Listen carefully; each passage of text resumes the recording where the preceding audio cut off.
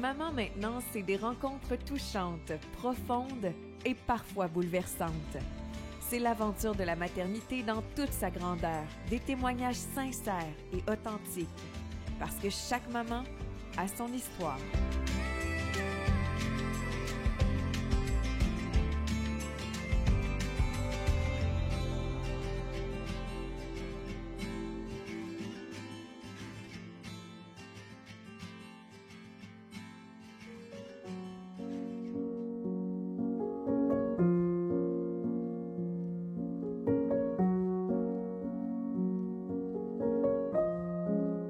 Bienvenue à l'émission Maman maintenant.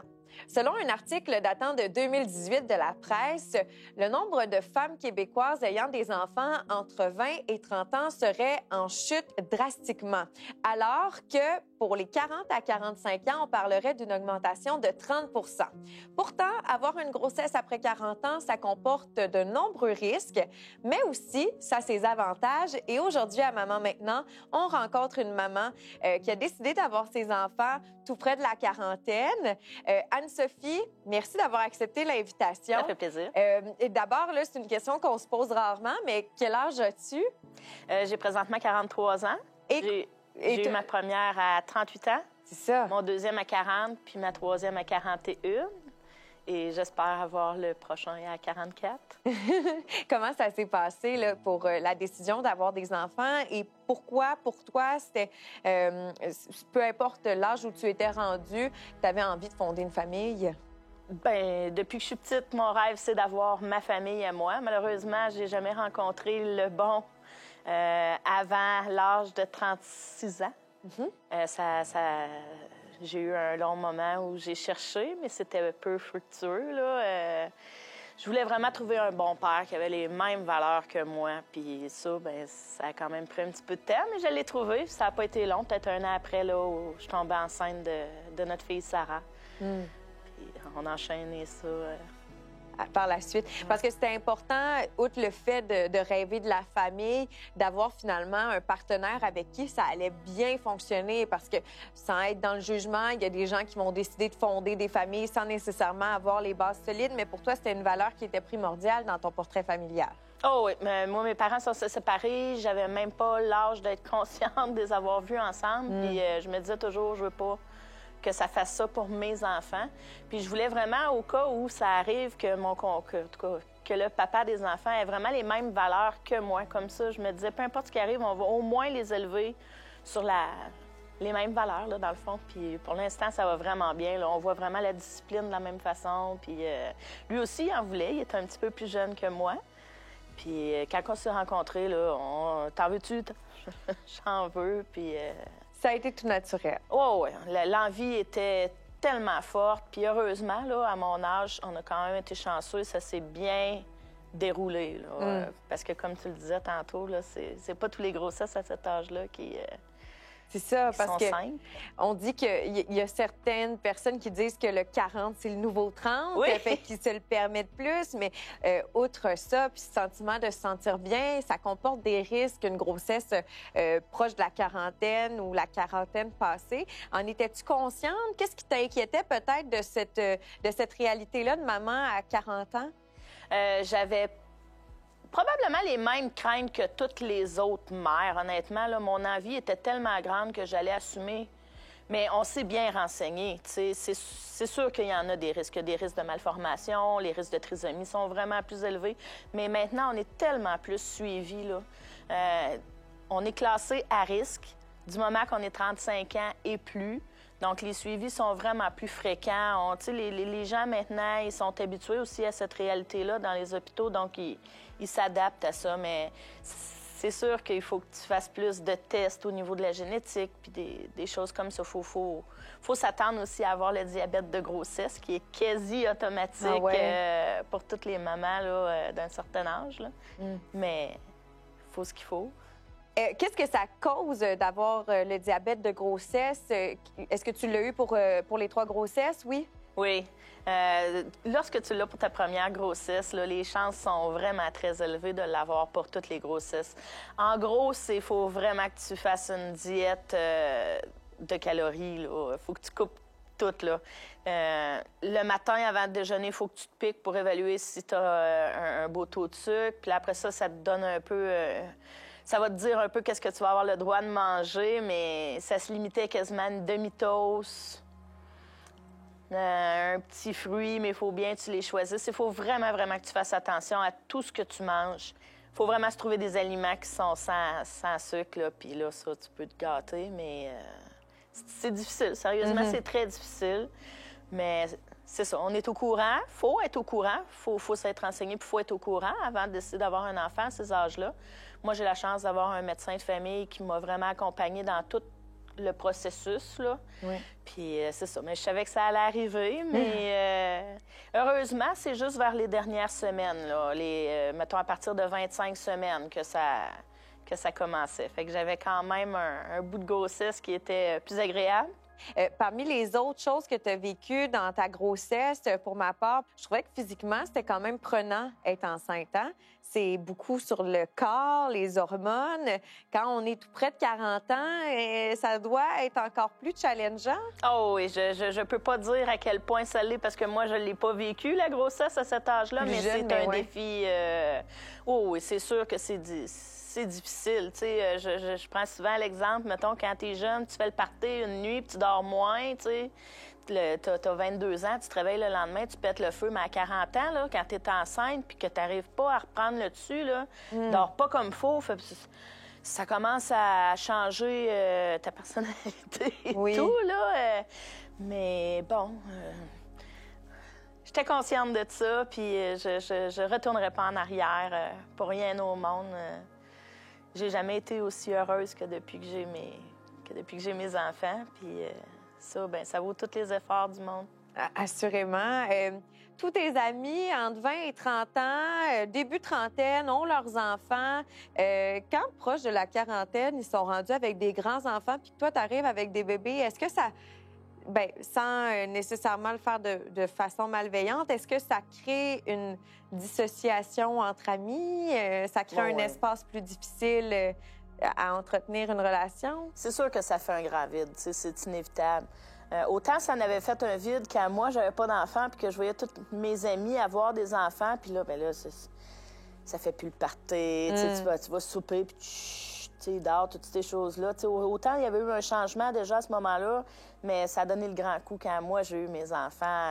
Mes amis sont tous un petit peu éloignés, tu sais. Puis c'est aussi une fois rendu là-bas, là, il n'y a plus personne qui a de barrière de sécurité chez eux. Il n'y a plus personne qui a une clôture sur son terrain ou, tu sais, des modules de jeu ou des choses comme ça. Fait que ça, après ça, tu leur dis de venir, mais chez nous, il y a des jouets partout sur le plancher. Fait que, tu sais, ça change, tu sais, là, t'essaies de jaser un petit peu, puis là, tu maman, là, ben, c'est sûr que ça donne un grand coup. Les amis s'éloignent tranquillement. Ouais. On parle des amis d'avant qui se sont peut-être dissipés. Quand on veut créer des liens avec des parents qui sont bien, comme toi, parce que tu es une jeune maman quand même, dans le sens du terme, mais avec de jeunes mamans, jeunes aussi en âge, est-ce qu'il y a aussi une genre de barrière, même si vous vivez la même étape, vous êtes au même endroit finalement? C'est sûr qu'il reste que... Il y a un parcours de vie C'est comme sur une autre planète un peu, là, tu sais, un chien de jeu de quilles. J'ai toujours l'impression que je fit pas, là, tu sais. Mais après ça, c'est, regarde, mon enfant, il aime ça, être là. Moi, j'aime ça être avec mon enfant. Puis, c'est ça qui... Tu sais, si j'avais eu mes enfants plus jeunes, ce côté-là, audacieux, puis je fonce, puis je fais ce que je veux, puis, tu sais, regarde, on y va, je l'aurais pas eu. Non. Tu sais, mais là, à l'âge que j'ai, la confiance est là. Bon, ben les enfants, on y va, puis, tu sais, je fais ma place, puis des fois, je suis gênée les premières minutes, mais si on va aller au parc, on va y aller au parc. Qu'il y ait 22 parents de 25 ans, ça change rien. Ça change rien pour moi, au final, tu sais. J'espère que quand ils me regardent, ils voient que c'est possible, réalisable, puis qu'il y a moyen de bien faire ça quand même si je suis plus vieille, puis je grimpe plus d'un module de jeu, puis, tu sais, je peux pas le lancer 6 pieds dans les airs puis le rattraper, mais, tu sais, j'ai d'autres belles qualités, puis je pense pas que mes enfants soient perdants de mon âge. Ben, peut-être qu'à l'école, ils se font dire des fois, mettons, c'est-tu maman ou c'est grand-maman, ou, tu sais, des choses comme ça, là, mais... je leur dis toujours à mes enfants, votre maman est plus vieille, mais elle vous aime autant. Mais oui, au final, ça change pas grand-chose, mon âge. Là où ça paraît le plus, c'est que je vais en avoir moins longtemps à en profiter, tu sais. Fait que je me dis qu'il faut vraiment que je donne tout ce que j'ai maintenant, tu sais, créer le plus de souvenirs maintenant, puis profiter plus des moments maintenant. Fait que je suis vraiment dans le maman maintenant. J'essaie de savourer ça le plus vite possible. Anne-Sophie, on a entendu ton portrait familial avec ta grande fille, ton deuxième garçon, Alexandre, puis Lily, qui est votre troisième fille, qui est malheureusement décédée. Puis c'est une histoire qui assurément a impacté ta façon de voir la vie, si je comprends bien ce que tu me partages, d'être vraiment dans le moment présent. Est-ce que tu peux nous parler de Lily? Qu'est-ce qui s'est produit sans savoir exactement la cause de décès? Comment ça s'est déroulé? J'ai accouché de mon gars le 30 juillet. Je suis tombée enceinte 2 mois et demi plus tard. C'était complètement imprévu. Mais désiré en même temps de nos côtés. C'était complètement imprévu, mais on savait qu'on en voulait un troisième. Ça a été une grossesse parfaite pour Lily. C'était pendant la COVID, puis les suivis médicaux se sont plus faits au téléphone. Puis j'ai un suivi à 21 semaines, puis par la suite, tout s'est fait par téléphone. Puis à 31 semaines, j'ai eu une échographie, puis on m'apprenait que son cœur avait arrêté de battre, mais on n'a jamais su ce qui est arrivé. On a été obligé d'aller procéder à l'accouchement pour faire sortir Lily. Puis ça, c'est un trauma. Oui. C'est un traumatisme qui change une vie. D'accoucher, d'avoir toute cette douleur-là pour accoucher d'un enfant que tu sais qui fera même pas de bruit, là, c'est comme quelque chose que tu peux pas demander à un humain. Là, je dis ça, tu sais, comme bain de sang-froid, mais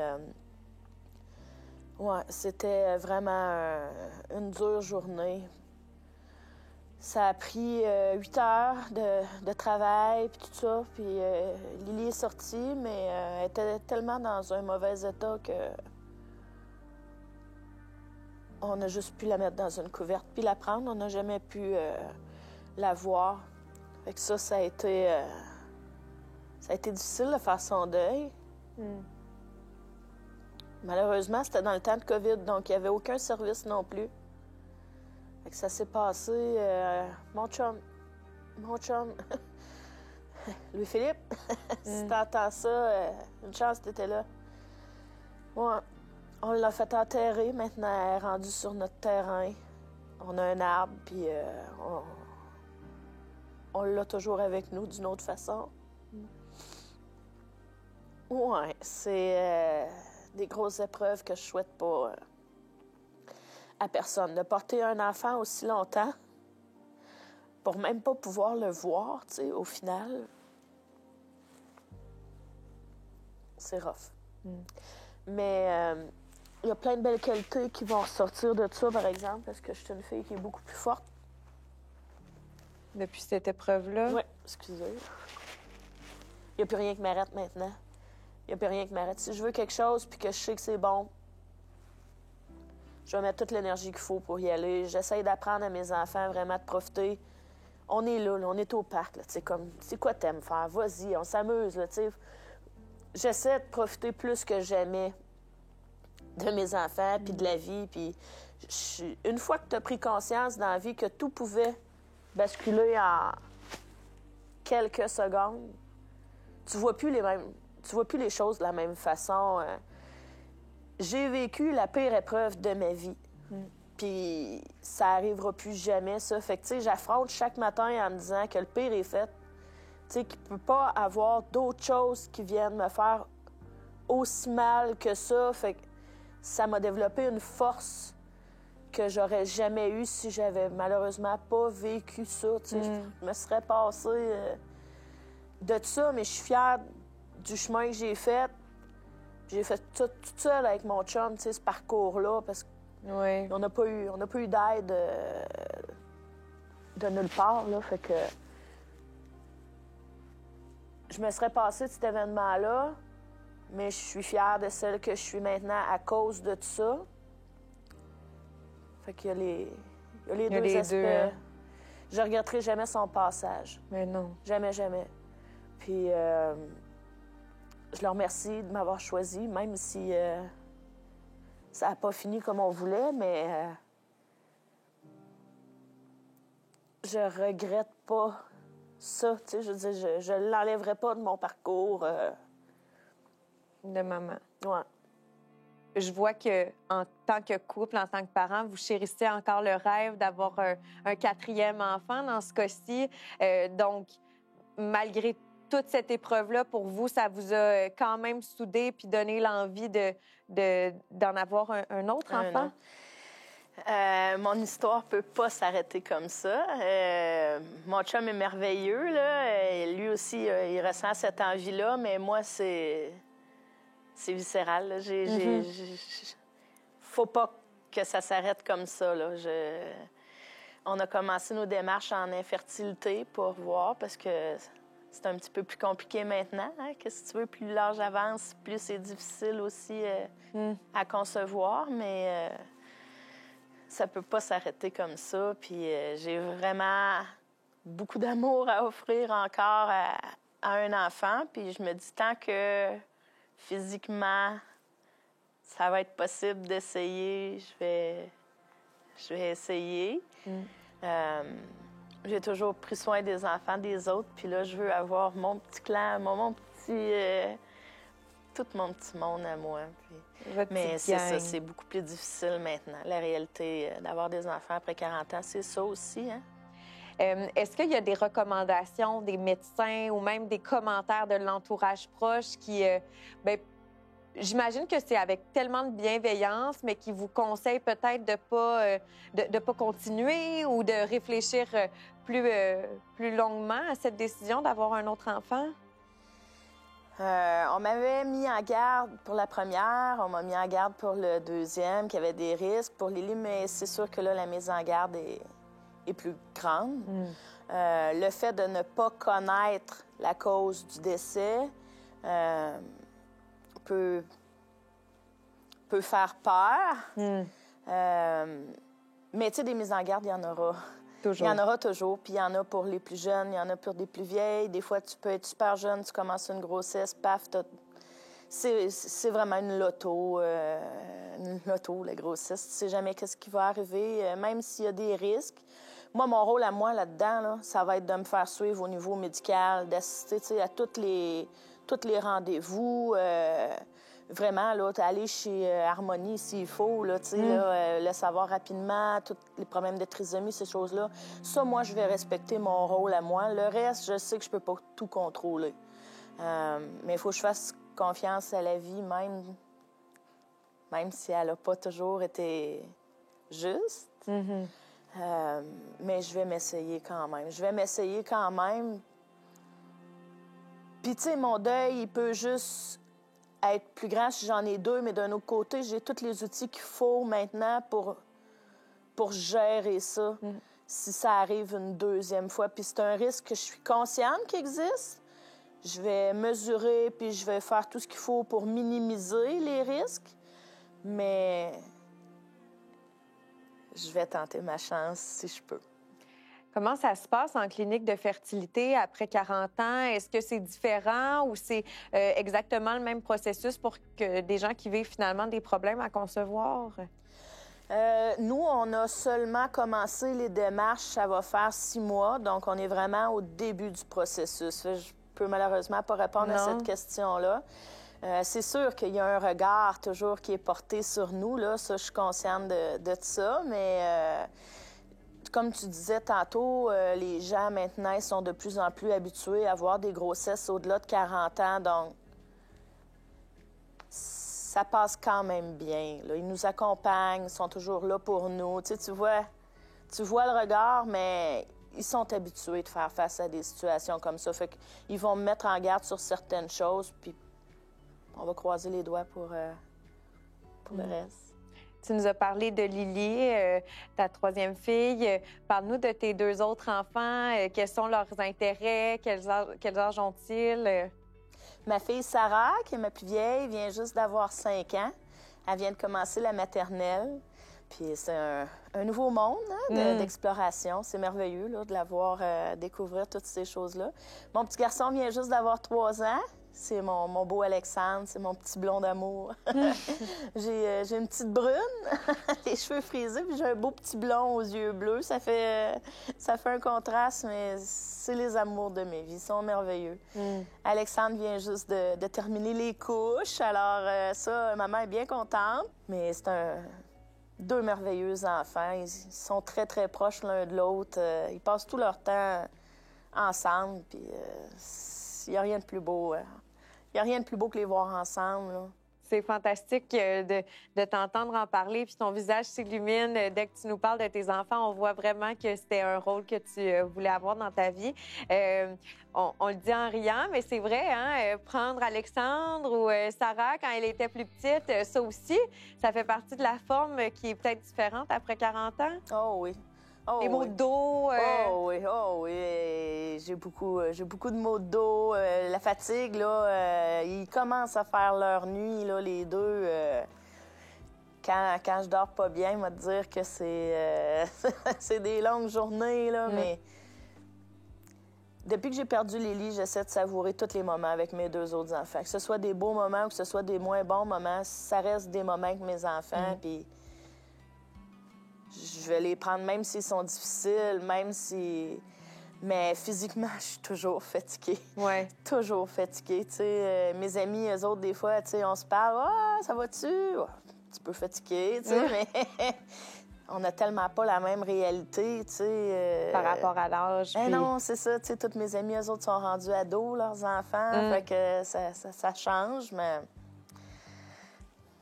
Ça fait partie de ta vie, de ta réalité.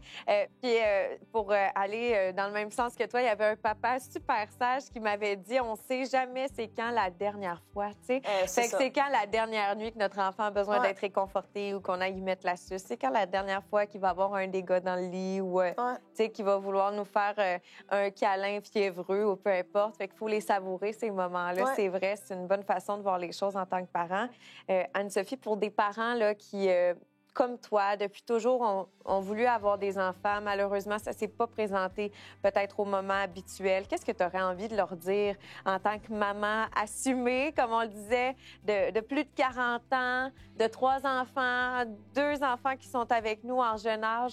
Qu'est-ce que tu veux dire aux parents qui ont envie de se lancer dans cette aventure-là? Oui, allez-y. Allez-y.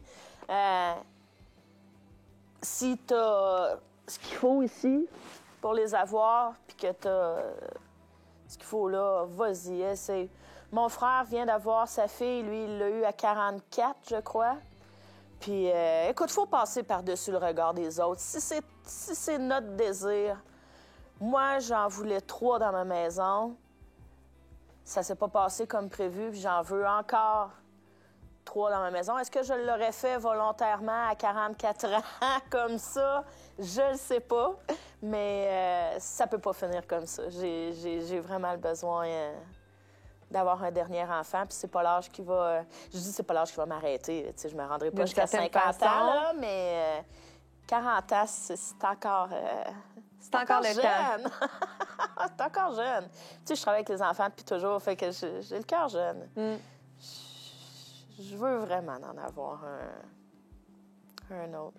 On va vraiment te le souhaiter, Anne-Sophie, t'envoyer tout notre amour vers votre famille dans les prochaines étapes aussi qui vous attendent. Puis moi, ce que je vais garder de notre échange aujourd'hui, je crois qu'il est bon pour plusieurs parents de peut-être se permettre davantage d'être dans le moment présent, puis de les vivre, les moments avec nos enfants, les regarder, les apprécier, puis surtout de ne jamais juger un parent parce que tout ce qui compte, c'est l'amour. Ah oui, puis tu sais, parlant de juger les parents... moi, j'ai pratiquement pas parlé à personne pendant 1 an. J'ai été bien weird pendant 1 an, tu sais. Puis je sais qu'il y en avait qui, mettons, qui jugeaient, mais tu sais tellement jamais les épreuves que les autres y ont vécues. Fait que le jugement, là, garde ça pour chez vous, là, les portes fermées avec ton chum, là, mais si tu n'as pas de commentaires pertinents qui aident, passe ton tour. Sérieusement, là, empêche pas des gens qui ont un envie aussi fort de réaliser un objectif juste pour des commentaires qui... Tu sais, parce qu'on est vieux, je veux dire, on n'a quand même pas 60 ans non plus, là. Je suis pas en canne puis en chaise roulante, puis... allez-y. Allez-y. Si c'est ça ton rêve, puis que t'as la chance, vas-y, tu sais. Puis le reste, tu le vivras quand ça arrivera. Quand c'est pas peut-être plus que ça, c'est ça. Peu importe comment on veut vivre notre parentalité, on doit se donner le droit de la vivre. Ouais. Merci beaucoup, Anne-Sophie, d'être allée dans les confidences, de nous avoir raconté l'histoire de Lily, d'avoir mis en lumière aussi tes 2 enfants qui sont avec nous ici. Ça a été un plaisir de te rencontrer puis d'échanger avec toi. Puis, je crois que ton témoignage va inspirer plusieurs parents à être encore plus dans le moment présent puis profiter de leurs enfants dans toutes les étapes qui viennent au fil du temps. Il faut, parce que ça va trop vite. Trop vite. Merci beaucoup, Anne-Sophie. Alors, peut-être d'être encore plus dans le maman maintenant, dans le parent maintenant, pour pouvoir profiter de notre parentalité au maximum, que ce soit d'avoir des enfants plus tard, de vivre un deuil. Chaque maman a son histoire et c'est ce qui nous inspire.